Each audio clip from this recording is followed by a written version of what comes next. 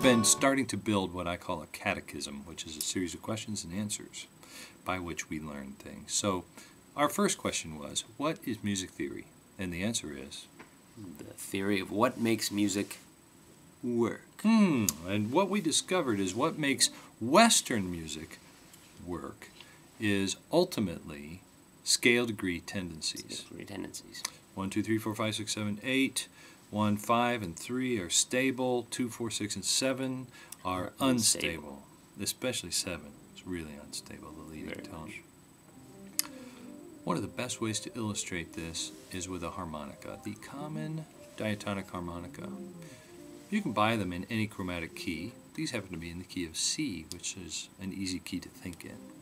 Now, if I were creating a harmonica, I would have made it nice and long, and I would have put a C here, and then D, E, F, G, A, B, C, and then you could just play right up the scale. But the people who made these are really smart, and they realized, first of all, that people have to breathe in while they're playing harmonicas.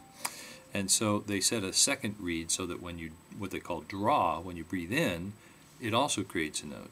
So what they did was they set it all up. Take a look at the chart there. They set it all up so that all the stable pitches happen when you breathe out. And all of the unstable pitches happen when you breathe in. Listen now.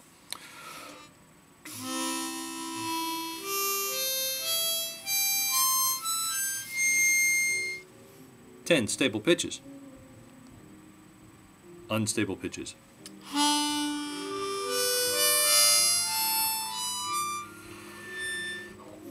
All unstable. So we realize simply by breathing out and breathing in, this is what drives Western music. Just listen.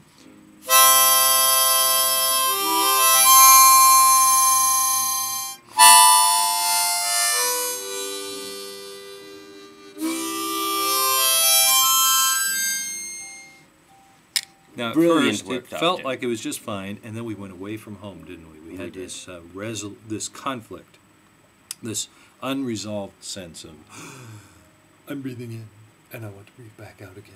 And then I had resolution again as I breathed out again. The harmonica, a wonderful experience. As a matter of fact, what we're going to discover is you can play a tune, and it sort of makes sense. You begin to feel what's stable and what's unstable.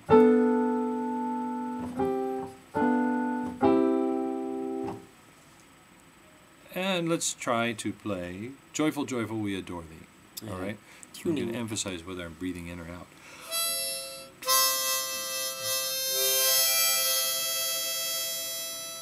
Here we go.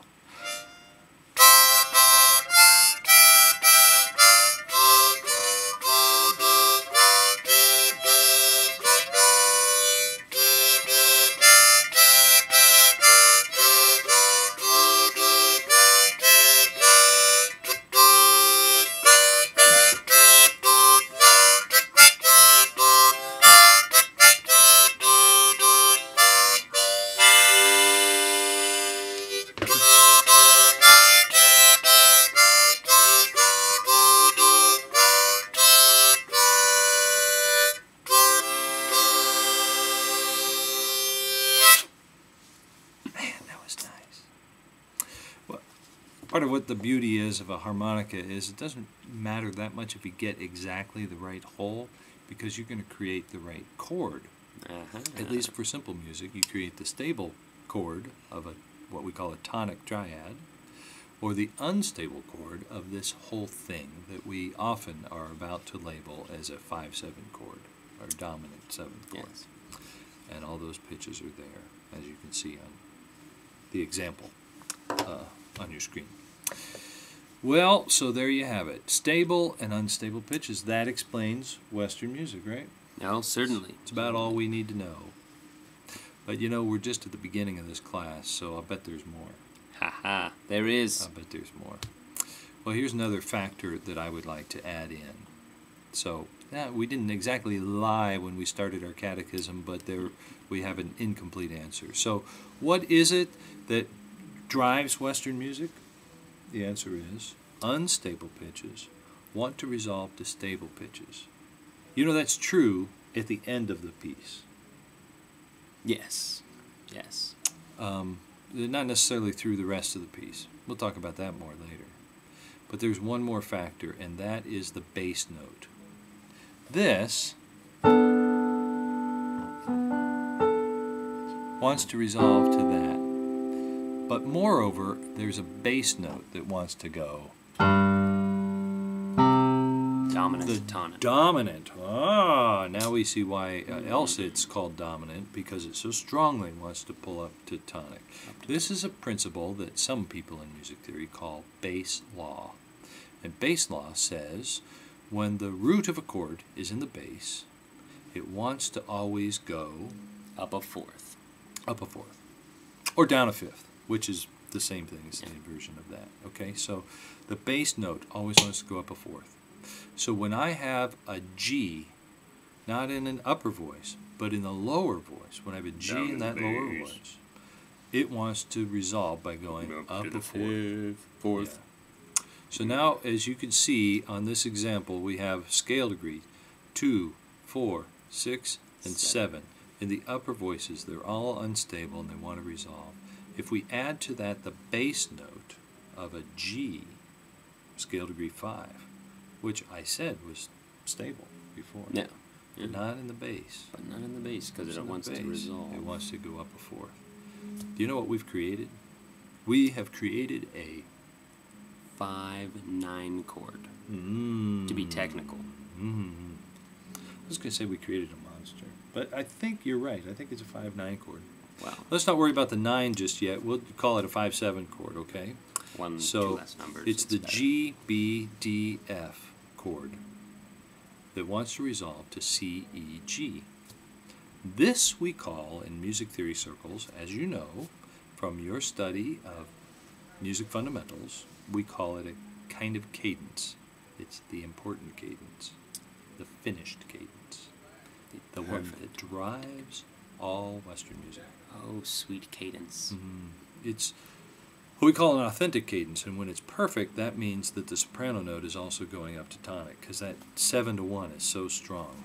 So when you hear this, then you know it's time to turn the page. It wants to resolve just like that. 5/7 wants to go to 1. We call it the perfect authentic cadence, and ultimately, that's what drives Western music, right? Okay. Now, so let's review our catechism, and then we'll go on and add another factor. So here's our catechism. What is music theory? The theory of what makes music work. Second question. What drives Western music? Scale tone tendencies. Plus bass law. Bass law. So now we have two parts of that. They're of course the same, because when the note is in the bass, that is a scale tone tendency. As 5 wants to go up to 8. But we'll put those two together. Okay, we'll get so finicky scale degree tendencies plus bass law, which creates a perfect authentic cadence. You might say SDT. Be careful how you spell that.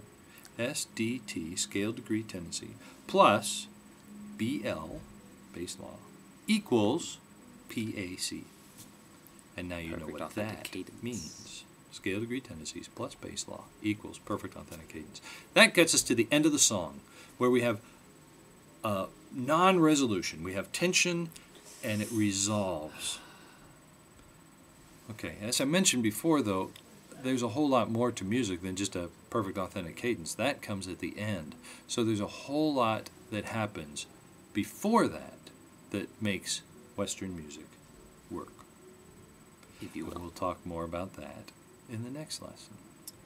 Thanks for coming. This was your host, Daniel Reed, along with special guest Ken Reed.